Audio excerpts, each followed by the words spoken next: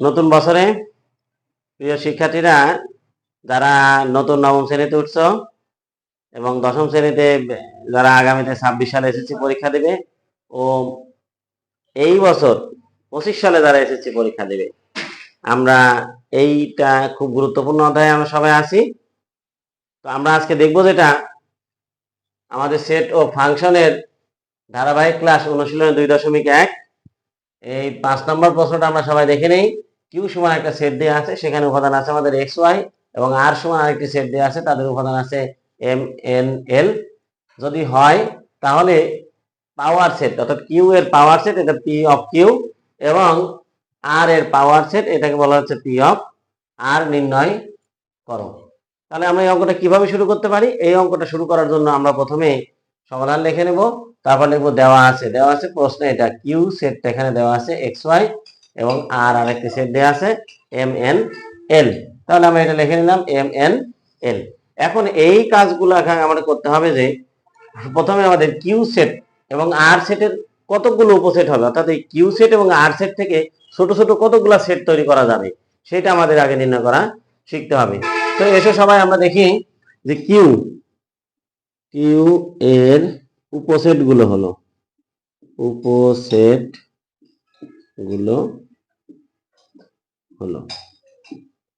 তাহলে এটা উপসেট গুলো আমরা কিভাবে তৈরি করতে পারি? প্রথমে আমরা ফাঁকা সেট লিখবো। ফাঁকা সেট সকল সেটের ভিতরেই থাকে। ফাঁকা সেট সকল সেটের উপসেট। ফাঁকা সেট সকল সেটের উপসেট। এরপরে আমরা এখানে উপাদান আছে একসঙ্গে দুইটা, আমরা একটা করে লিখবো। তাহলে আমরা যদি প্রথমেই কমা দিয়ে লিখবো এক্স, তারপরে কমা দিয়ে লিখবো আমরা ওয়াই। দেখো একটা এক্স একটা ওয়াই, একটা একটা লিখছি। এবার তো আমরা দুইটা করে লিখবো, তাহলে লিখবো এক্স এবং ওয়াই। এবং সর্বশেষ যে সেটটা আমরা লিখছি সেই সেটটা দেখো আমাদের এই সেটের সঙ্গে একদম হুবহু মিলে গিয়েছে। তখন বুঝতে হবে যে এখানে আর আমাদের কোনো উপসেট তৈরি হবে না। তাহলে ঠিক একই রকম ভাবে আমরা কিউ এর এবং আর এর উপসেট গুলো হলো, আর এর ক্ষেত্রে নিশ্চয়ই এবার তোমরা নিজেরা চেষ্টা করতে পারবে। দেখো প্রথমে আমরা কি লিখবো? ফাঁকা সেট। তারপরে আমরা কি লিখবো? এম এন এল।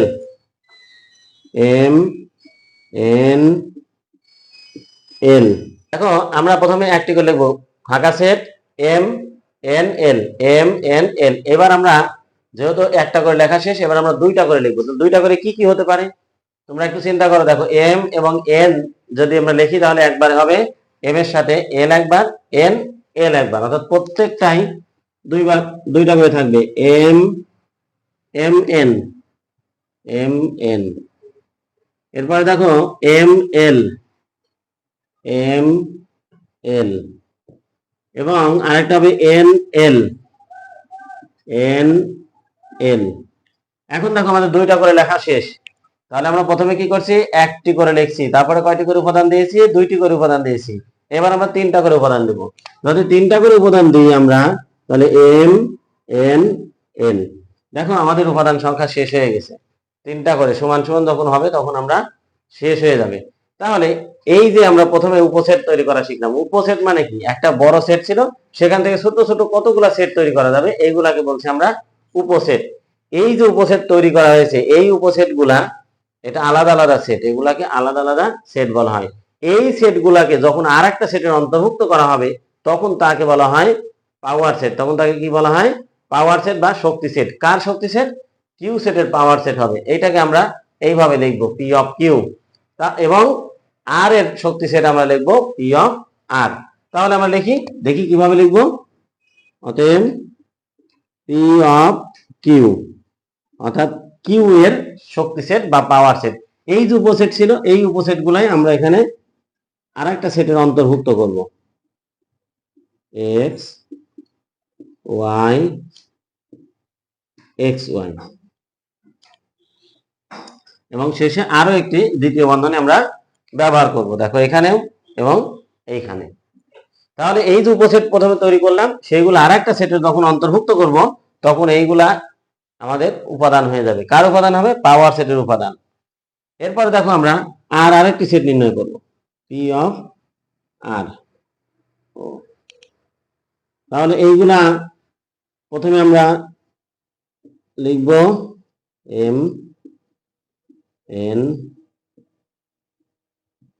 শেষে এম এন এল আর একটি দ্বিতীয় বন্ধনী।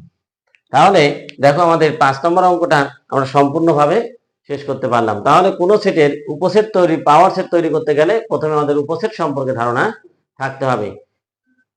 উপসেট যদি আমরা নির্ণয় করতে পারি তাহলে আমরা এটা শক্তি সেটও নির্ণয় করতে পারবো। তো তোমরা এটা সবাই খাতায় লিখে শিখবে, আমরা পরবর্তীতে এর পরবর্তী অংশ নিয়ে আলোচনা করব।